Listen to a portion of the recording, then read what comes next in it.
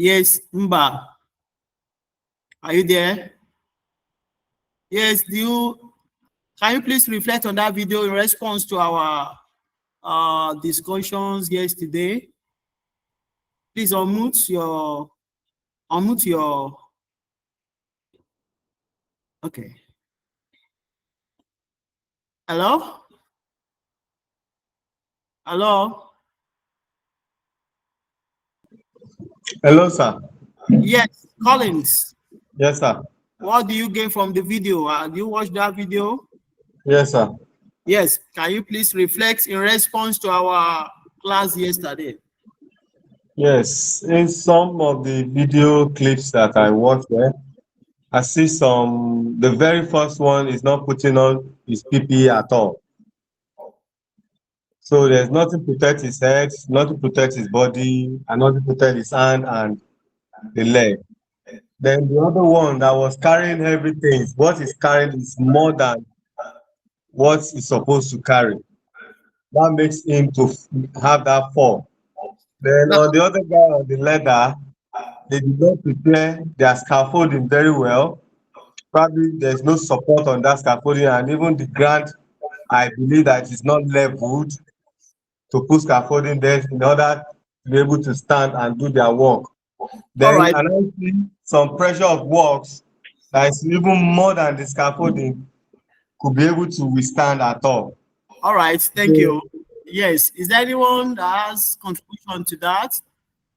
We need to talk. It's interactive class now. Yes, Olariwaju, can you please go ahead? Yes, sir. Good morning, sir. Good morning. So, yeah, I was not part of the class due to power outage. But from the video I saw, I'm going to be brief. I discovered there was an incident, an accident, and a near miss. Like for the and there are a lot of hazards on the site. And what I meant by hazard are the potential to cause harm. So the hazard in the sense that the heavy moving the earth moving equipment carrying the sand. The guy standing close to the equipment is not meant to be there. So the site supervisor to ensure the safety of the workers on the site. So. All right, thank you very much. Yes, any other contribution? Can you please talk as a safety man? Yes, Chooks, please go ahead. Yeah, basically, most of those accidents and near misses and stuff were caused by unsafe acts and unsafe conditions. Unsafe acts in the sense that some people deliberately were working in the wrong way.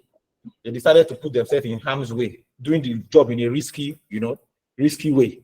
The unsafe conditions were like what I noticed in some of the videos were the condition of working was totally wrong. You know, some of them were not wearing PPE, some of them were the environment of the work environment was not okay, was not safe. It was already inducing the hazards. It increased the risk of the accident occurring. Thank you, sir. Yes, any other contribution before I talk on that? All right, thank you very much. I've told us this is just not a training. It's a training that is more of training and academics, professional and academics, so that by the time you get to field, you'll be able to fit in every aspect, if not all aspects. Now, in that video, you can see vividly that most of the occurrences that we are able to cite were actually unsafe heart and the unsafe condition that's brilliantly mentioned by one of us here. The work environment too was not okay. Whose responsibility to make sure that everywhere is intact and to avoid such occurrences that we spotted out? Can someone help me out? The safety officer. The safety officer. Now, the safety officer, can you please expatiate on that safety officer you talk about? Yes, sir. Actually, everybody working there, it ought to be the safety of every workers is the #1 priority. But somebody in charge of the site takes the priority of the overall workers. So it must ensure that the safety of the equipment, the workers, and the environment are top notch. So all right. when Thank you, Sir? Mr. Chooks. Yeah, Mr. Chooks.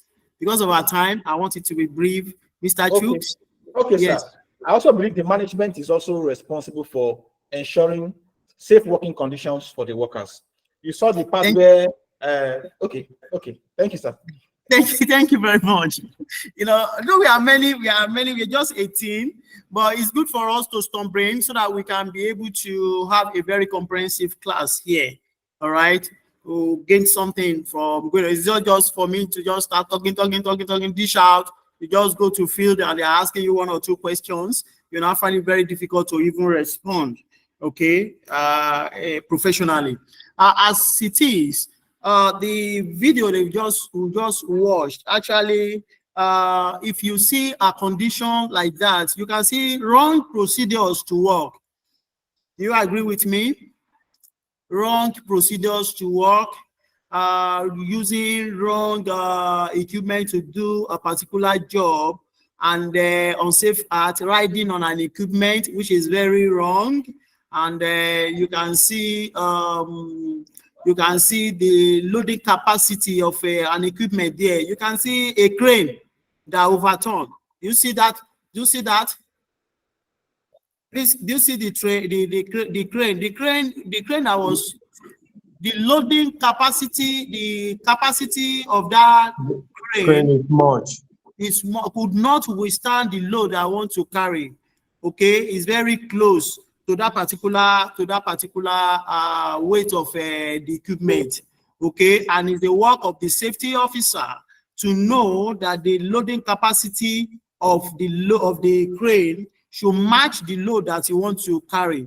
But in relating this to what we have discussed yesterday, we actually talk of auditing, right? And I said that you need to check the 4 factors of production that someone has rightly mentioned here: the personnel, the attitude of the personnel, the condition of the environment is very important. Okay, and the equipment. I think you can agree with me that crane is an equipment. Is that not? Can someone help me? Is that not? What is crane? Crane is an equipment, right? Yes, sir. Very good. Yes, okay, very good. Crane is an equipment. So you need to make sure that the kind of load that the crane wants to take or carry should the capacity of that the capacity of the equipment should match the load that I want to carry, especially at the construction company or construction site. Okay, you need to check this. It's very important. If you're working, and I said yesterday that if you work in an organization that are not really caring about safety, you must stand your ground and make sure the site engineer is conscious of safety before doing or embark on any job at all. All right, and the best of it all, to make the job actually easy for you or quite easy for you, you should, as a matter of fact, the organization should have management commitment and support to safety. All right, management commitment and support to safety, and that should be in line with the safety, with the HSE statement or HSE policy of that particular company. So the HSE policy guide the action and inaction of everyone in that organization. All right, so that is where the support of management comes into play. They support morally, they support financially, and they even have a psychological support on the workers to make sure that the environment is friendly, the equipment they are working with is friendly, the materials equally is friendly, and the personnel as number one, as described yesterday, the factors of production. I decided to send this video for you to know that the 4 factors of production. Okay, that's very important. And these 4 factors of production, if it is well managed, then the reputation of the organization will not be at stake. It will be okay. We have a positive image and positive reputation, and this positive reputation will now reflect on the profitability as it were, or as related to the organization. It's very important. Please take note of that as we move on. Thank you very much. Yes, yesterday we have discussed on safe art audit. We have discussed personal protective equipment. I actually discussed industrial safety. I mean, introduction to HSC to us. And today we're going to start by talking on occupational health. It's part of our module. It's part of our level 1 and 2. So through with level 2 today, and by the grace of God, today we'll through with level 2, and by the grace of God, the Thursday, Friday, and part of today we'll start level 3. God will help us. We'll try to be snappy because of our time, so that we don't just talk here. So we want every one of us to gain one thing or the other. All right. So occupational health. Yesterday, as we move on, I actually discussed with us on safe hazard. We discussed hazard yesterday. Please don't mind me. I'm not with screen here. Yes. So occupational health is what we discussed this morning. We talk, if you can remember vividly, we talk, I mentioned hazard yesterday, and I told us 2 types. That hazard is categorically divided into 2, majorly academically and professionally. We have 2 categories of hazard. Can someone help me out, please? Because as we move along, we are doing our assessments. Thank you. Yes. So we have a safety hazard and health hazard. Thank you very much. The safety hazard, we talk about health hazard, and we mentioned physical hazard, we mentioned biological hazard, we mentioned chemical hazard, we mentioned economic hazard, and we mentioned, can someone tell me the last one? Gift. Can you tell me the last one? I can see gift here.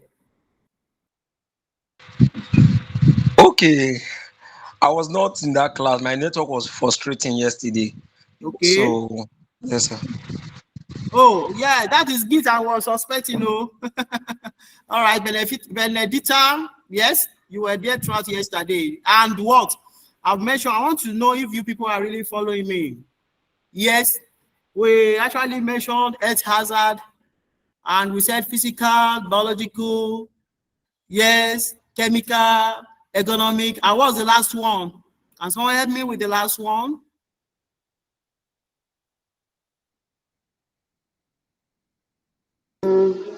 So is it environmental hazard? Electrical hazard. Okay. Yes. What do you say, ma'am? Psychosocial hazard. Electrical hazard. Okay, psychosocial hazard. Hello, psychosocial hazard. Please get that straight. The electrical hazard you mentioned is under safety hazard. Please, let's get it straight. All right. So today we talk on occupational health. We talk to us. Occupational health. For you to say someone is healthy, okay, the health and safety and safe workplaces are actually fundamental, to achieving productive work and high quality working lives in all work place. Okay, so we need to actually increase our understanding of why workplace health and safety is important. You know, if we are to increase the number of healthy, safe, and productive businesses, okay, your health is very important. The environment has to be well okay for you to carry out your job function without any problem or any iota of fear. Like I said the other time, I gave you one little illustration yesterday. Can someone remind me, or there's no point about that? Let me just tell you straight. I said yesterday that the little mathematics, the simple mathematics of safety is safety plus health. Okay, we give you profitability and productivity at work. Can you come out again? Can you tell me, Mr. Collins, what I just said now? Jennifer. Safety plus health. Safety plus health give us productivity and profitability. Profitability at work. Thank you. Yes. Yes, Jennifer, you just raise up your hands. Can I hear from you? Olariwaju, do you have anything to say? You raise your hand. No, sir. All right, thank you very much. So we are saying now, so health is very important. If you are healthy, then you'll be able to produce well. And it is when you are healthy that you are safe, you are secured, that you'll be able to do your job. That is why some organizations are using HSES. HSES means Health, Safety, Environment, and Security. Okay, that's why if you are a safety man, you have knowledge on security. You must know what security entails, what you should do to make sure that your people are safe, because it still has to do with the health of your workers, with the security of your workers. They are very important. All workers are under you, their health and their safety. All right. So now, occupation, as we all know, is an activity on which time is spent.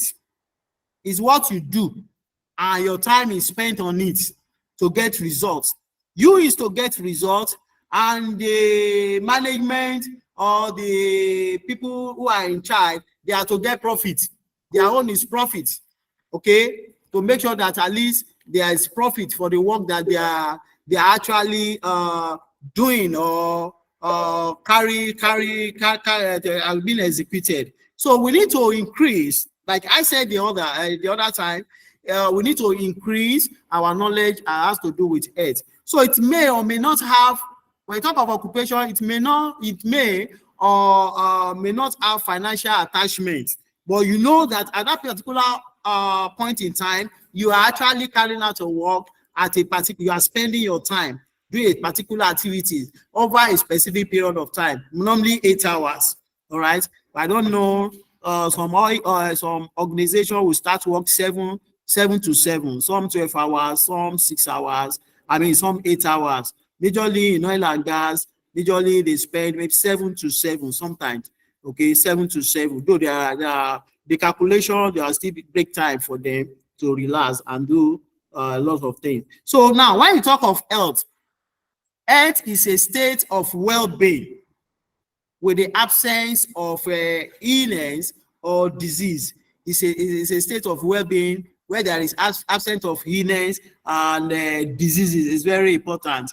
And when, according to World Health Organization, all right, according to World Health Organization, WHO, okay, occupational health is the promotion. It's not as the promotion and maintenance of highest degree, okay, of highest degree of physical, mental, and the social well-being of workers in all occupation, by preventing what? By preventing departure from health.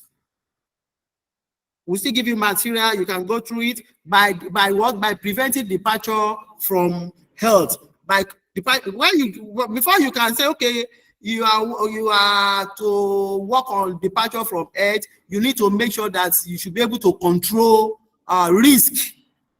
Okay, risk that could affect the health. And that's what we are trying to say, to talk about yesterday when we're talking about hazard, that you need to identify hazard, you need to evaluate hazard, and you need to control hazard, biological hazard now. And we, excuse me, and we actually mentioned parasites. We mentioned mosquito yesterday, and we attached it to malaria fever. Did I say so? With a malaria fever, so that you'll be able to produce and get a result. So when you are talking of health now, so it's talking of highest degree of physical, mental, and social well-being of workers. Take note of this. You know, I did not mention financial. I always tell my lecturer in those days that when you are talking of when we mention health is very simple. You have to be physically, mentally, psychologically, and financially okay before you can say someone is healthy. Now, I say financially because if your salary is not well paid, that's why I mentioned psychological in the other time, you will not be able to function well. Such person will malfunction. There will be violence in a place of work, and that can cause a very serious problem and attack the productivity and the profitability in an organization.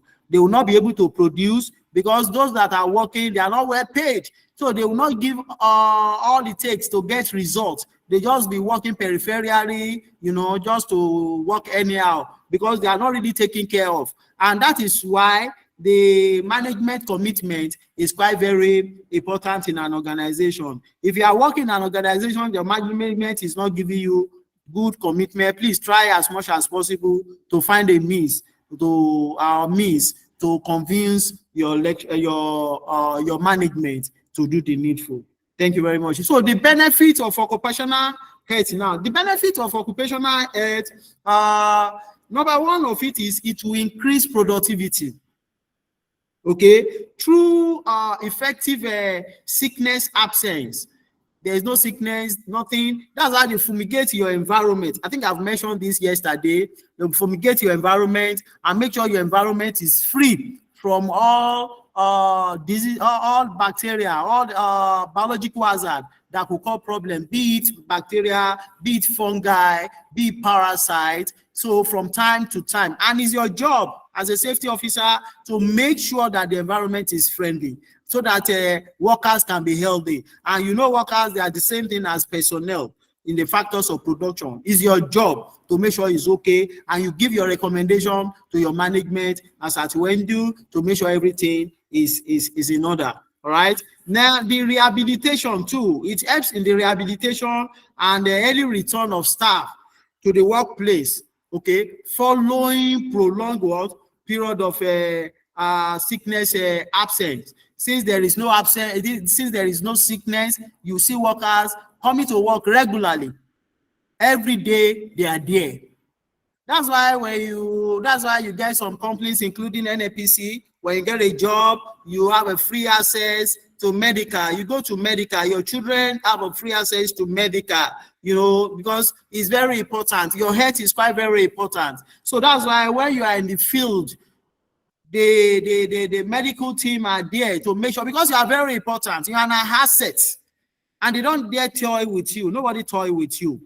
Okay, nobody toy with your workers. Nobody toy with your health. They make sure your health is sound enough for you to be psychologically and emotionally balanced to do your job. It's very important. All right. So now we have occupational health hazard. I'm not going to discuss much on this because we have said it yesterday. That's why I mentioned physical hazard for us, chemical hazard, biological hazard. Who can help me again? Economic hazard and the psychological or psychosocial hazard. Now, but if you're working in a place that you lack a job satisfaction, that can